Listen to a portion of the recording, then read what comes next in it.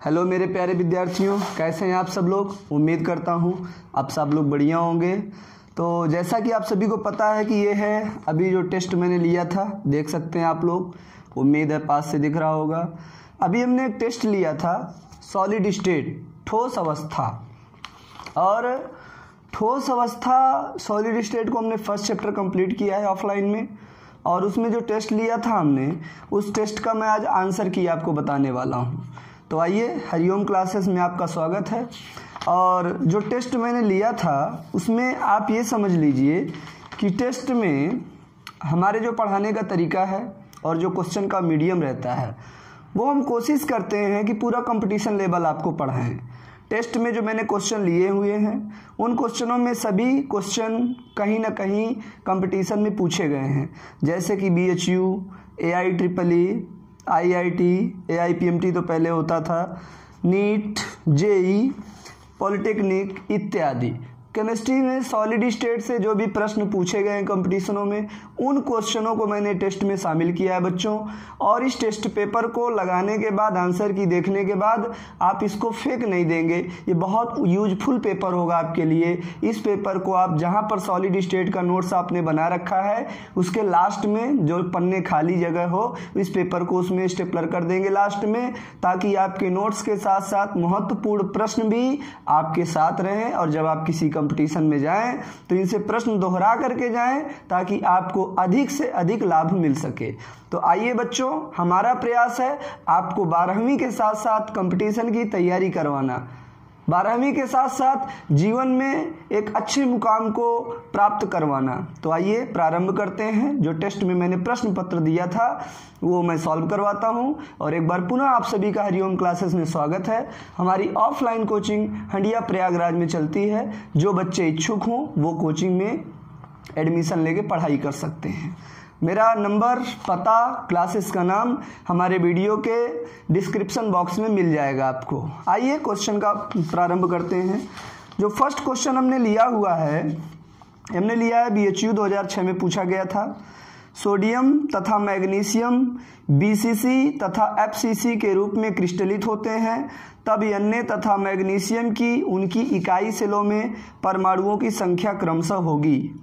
तो अगर आप देखेंगे बच्चों, तो इसका आंसर होता है D। एक का D आंसर होता है। ये आपको मैं करवा चुका हूँ सारी चीज़ें, आप इतना देख लीजिएगा। ये सारी चीज़ें आपको कराई जा चुकी हैं बच्चों, ये सारी चीज़ें, बस मैं थोड़ा सा आपको ऑप्शन बताए जा रहा हूँ। तो क्वेश्चन नंबर 1 का D ऑप्शन सही होगा। अगला क्वेश्चन है, एक आयनिक यौगिक की इकाई सेल में A आयन घन के शीर्षों पर हैं तथा B आयन घन के पृष्ठ केंद्र पर हैं। इस यौगिक का अनुपाती सूत्र होगा। और ये क्वेश्चन AIEEE 2005 का क्वेश्चन है। और ये क्वेश्चन नंबर हमारे पेपर में था 2 नंबर, और 2 का सही कर रखा है AB3, यानी कौन सा, D ऑप्शन इसमें सही होगा।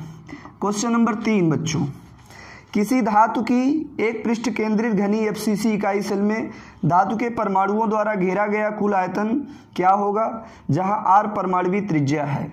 AIEEE 2006 का सवाल है बच्चों। इसे जब आप सॉल्व करेंगे तो इसका आंसर 3 का A निकल के आएगा। सॉल्व करने का पेपर सॉल्व में क्लास 1 रख दूंगा, उसमें करा दूंगा। अभी मैं सिर्फ ऑप्शन बता दे रहा हूं, ताकि आप अपना क्वेश्चन मिलान कर लें, आप अपना आंसर मिलान कर लें। क्वेश्चन नंबर 4 है। क्वेश्चन नंबर 4 IIT 2005 से हमने उठाया था। निम्न में से किस क्रिस्टल में एकांतर चतुष्फल की रिक्तियां घिरी हुई हैं। मतलब 4 ऑप्शन दिया हुआ है, पूछ रहा किस क्रिस्टल में एकांतर चतुष्फल की रिक्तियां घिरी हुई हैं। तो ऑप्शन नंबर B हो जाएगा इसका, ZNS। क्वेश्चन नंबर 5, प्रश्न नंबर 5 में पूछ रहा P प्रकार का अर्धचालक प्राप्त करने के लिए सिलिकॉन को निम्नलिखित किस तत्व के साथ डोप करना चाहिए। ये AIPMT 2008 का क्वेश्चन है। और इसमें बच्चों बोरान, B, 5 का B सही होगा। एक क्रिस्टल तंत्र में A = B = C और alpha beta gamma is not equal to 90 degree है, वो तंत्र है रोम्बोहेड्रल, मतलब 6 का C।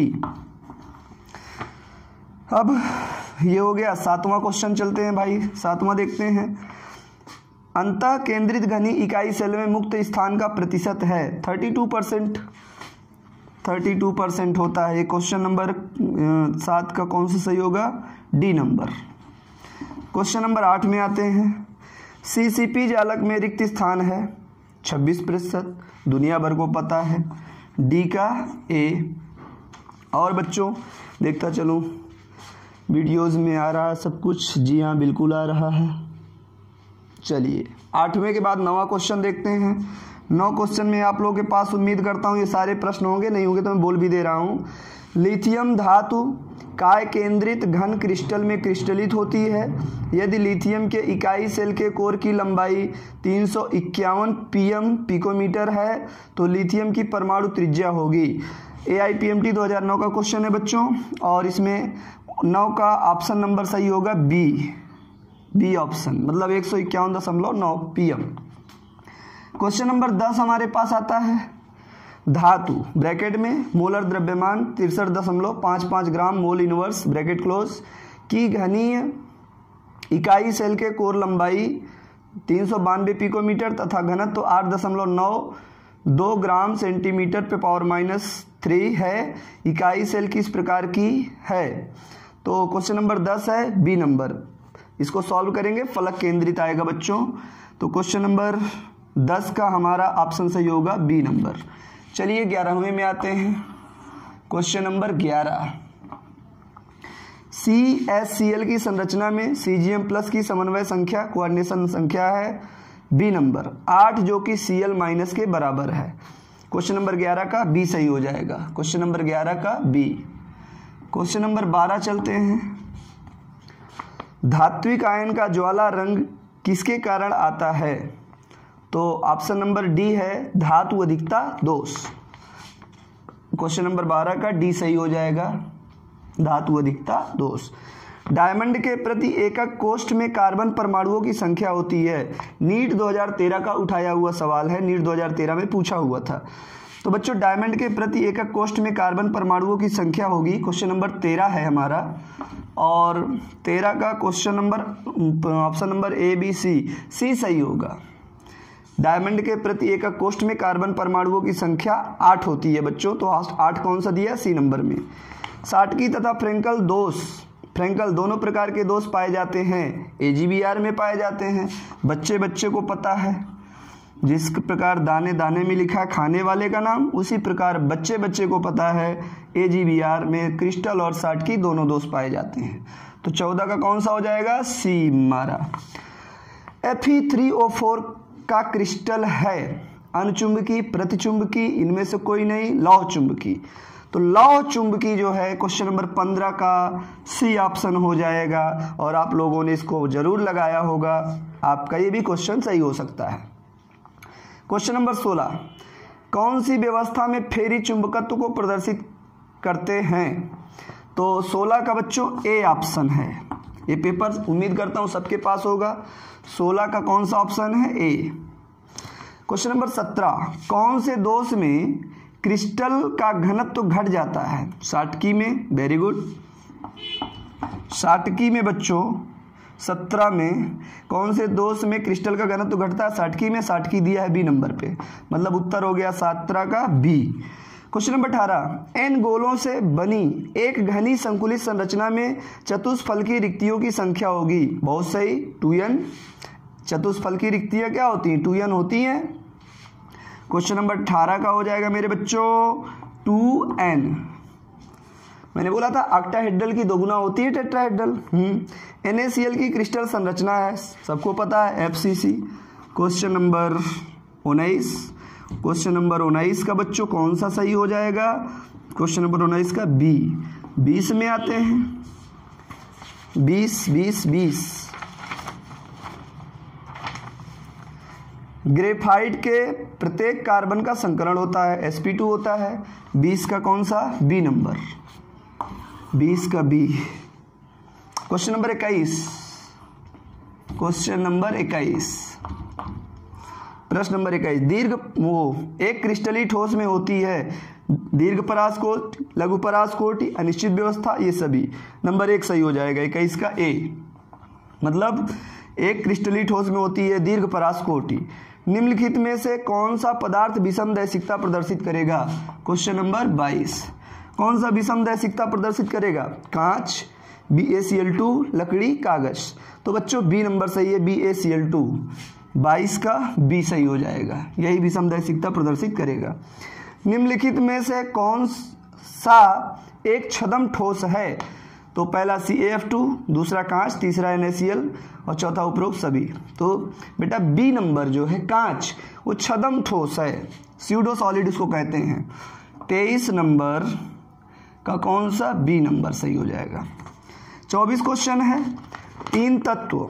जिनके पास प्रश्न नहीं होगा बच्चों, मैं प्रश्न बोल रहा हूं, आप सुन के लिख लेंगे और उसको सॉल्व करेंगे, आंसर आपका आ जाएगा। क्वेश्चन नंबर 24, 3 तत्व X, Y तथा Z घनी ठोस जालक में क्रिस्टलीकृत होते हैं। इसमें X परमाणु कोनों पर, Y परमाणु घन के केंद्र पर तथा Z परमाणु घन के प्रत्येक फलक के केंद्र पर हो तो यौगिक का सूत्र बताओ। तो ए नंबर दिया है XYZ, बी नंबर दिया है XYZ2, सी नंबर दिया है X2Y2Z2, डी नंबर दिया है XYZ3। तो क्वेश्चन नंबर 24 का डी सही होगा। क्वेश्चन नंबर 24 का डी सही होगा, डी। क्वेश्चन नंबर 25, यदि कंडक्शन बैंड तथा वैलेंस बैंड के बीच फॉरबिडन गैप का मान 0 हो तो ठोस का विद्युतीय गुण होगा? कंडक्टर होगा भाई, तो 25 नंबर का सी। 25वें क्वेश्चन का आंसर हो जाएगा सी। तो इस प्रकार से आपने देखा और मैंने एक बॉक्स बना दिया, इस बक्से को नाम दे देंगे हरिओम बाबा का बक्सा। और ये जो क्वेश्चन है ये हरिओम बाबा के द्वारा गेस किए गए बहुत ही बेहतरीन सॉलिड स्टेट के प्रश्न हैं, इसको आप लोग देख लीजिए। और हरिओम क्लासेस का प्रयास है कि अपने बच्चों को कक्षा 12 में पढ़ाते हुए, 11 में पढ़ाते हुए नीट और जेई की प्रिपरेशन करवाना, ताकि उनका भविष्य सुंदर हो सके। अगर आपको ये हमारा प्रयास अच्छा लग रहा है तो हमारे चैनल को आगे बढ़ाइए, अपने दोस्तों तक बताइए। और ऑनलाइन ऑफलाइन दोनों प्रकार से हम आपको सेवा दे रहे हैं, जो भी आपको पसंद आए सेवा को ग्रहण करके पढ़ते चलिए। शिक्षा इस दुनिया में सब कुछ है। मैं फिर मिलूंगा अगले टेस्ट के साथ, अगले लेक्चर के साथ। Thank you so much.